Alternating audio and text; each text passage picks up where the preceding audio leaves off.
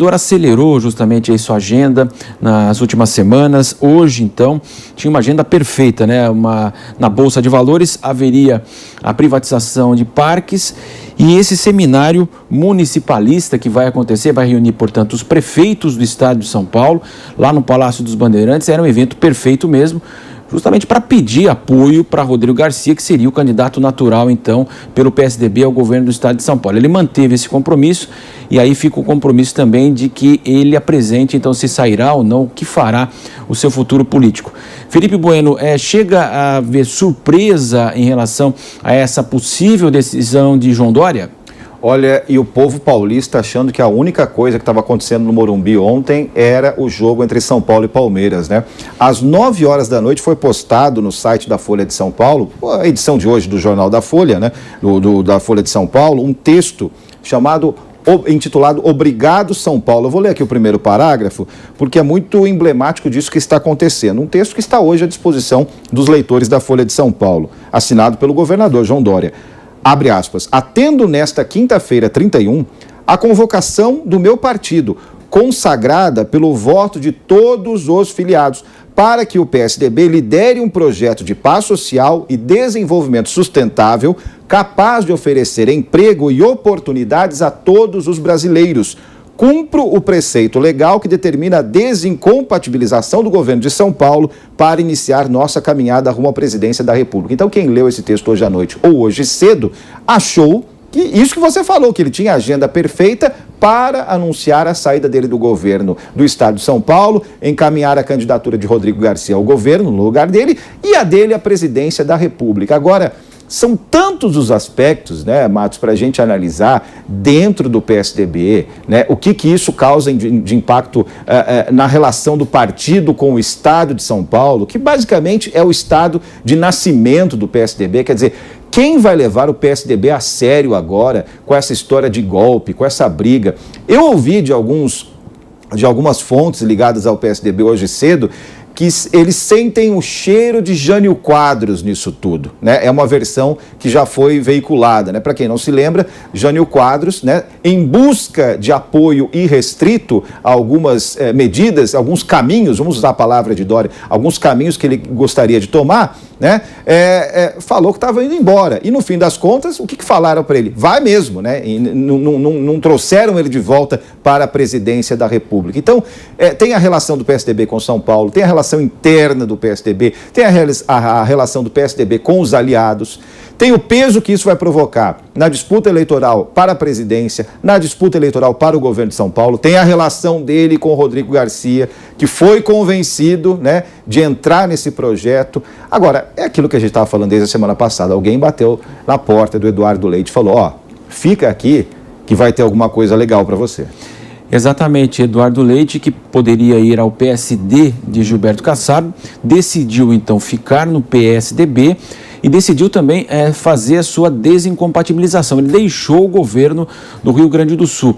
Como você disse, né, Felipe, ao que tudo indica, foi uma decisão tomada pelo governador João Dória de última hora. De fato, ele estava mesmo, na semana passada, acompanhei também várias agendas, nessa direção de sair do governo. Agora, por trás de tudo isso, né, Felipe, a gente sabe que há figuras como o ex-governador Aécio Neves, Tasso Gereissati, que trabalham abertamente contra João Dória, em favor de Eduardo Leite. E o fato do governador de São Paulo estar um imobilismo nas pesquisas, ele tinha 5, hoje ele tem 2 nas pesquisas mais recentes. Tudo isso favorece esse cenário dele hoje a essa movimentação, e ele classificou de golpe dentro do PSDB. Tem personagens do PSDB, alguns até relativamente históricos, ou se não históricos, pelo menos conhecidos da população há bastante tempo, que nunca ficaram satisfeitos com a vitória de Dória nessas prévias. Aliás, as próprias prévias, né, foram questionadas e questionáveis por causa daquela história do aplicativo que não funcionou, toda aquela barbaridade. Mas enfim, né, jogo é jogado, né, lambaria é pescado. Então, Eduardo Leite, à época das prévias, disse que aceitava o resultado e tentou traçar um caminho fora do partido, como você lembrou, como a Caterina lembrou. Ele buscou o PSD, ou o PSD buscou, nunca saberemos, né? Mas de fato havia um caminho lá fora, né? O que fez com que esse caminho lá fora fosse esquecido, né? E essa ala que você destacou do PSDB tivesse adquirido mais força nos últimos meses ou nas últimas semanas, não sabemos. Pode muito bem ser isso que você colocou, né? O estacionamento de João Dória nessa posição de 2%, 3%, 4%, que não, obviamente, não satisfaz os desejos dos caciques do PSDB, as pretensões dos caciques do PSDB à presidência da República. No mínimo, para a visibilidade do partido. Agora, será, Matos, que isso vai redundar em benefício para a imagem do PSDB ou vai piorar de uma vez por todas e vai acelerar o sumiço do partido? De imediato aqui, o vice-governador Rodrigo Garcia, obviamente, ele já não compareceu a um jantar que foi convidado com a presença do governador João Dória. Então fica toda essa expectativa. Óbvio que ele não gostou, ele gostaria de ocupar a cadeira do Palácio dos Bandeirantes como governador e aí candidato à reeleição. A gente sabe da importância do político ter uma máquina por trás, e seria a máquina do Estado de São Paulo, ele como candidato. Agora, se Dória de repente fica como governador, então ele fica como vice-governador, ele não gostou nada dessa ideia, então a repercussão será direta. Fala-se inclusive que a Assembleia Legislativa haveria perda total ali de governabilidade do governador João Dória. Então são reflexos, Felipe, que vão muito além dessa disputa nacional, mas implode realmente uma crise muito grande em São Paulo e no próprio PSDB. Quando a gente falava de convencimento, né, no lado de Eduardo Leite, no caso de Rodrigo Garcia, também houve um convencimento, né?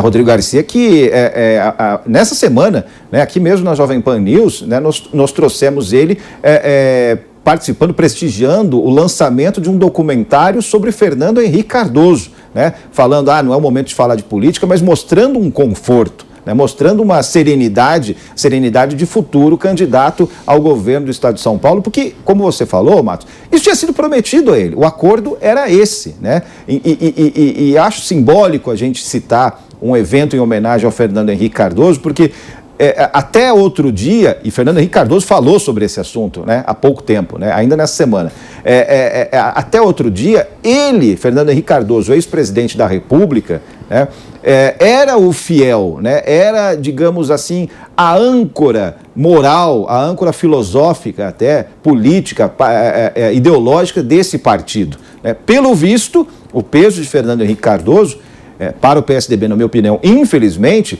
vai se tornando cada vez menos importante, cada vez menor, né, nas decisões futuras dos caminhos dessa legenda.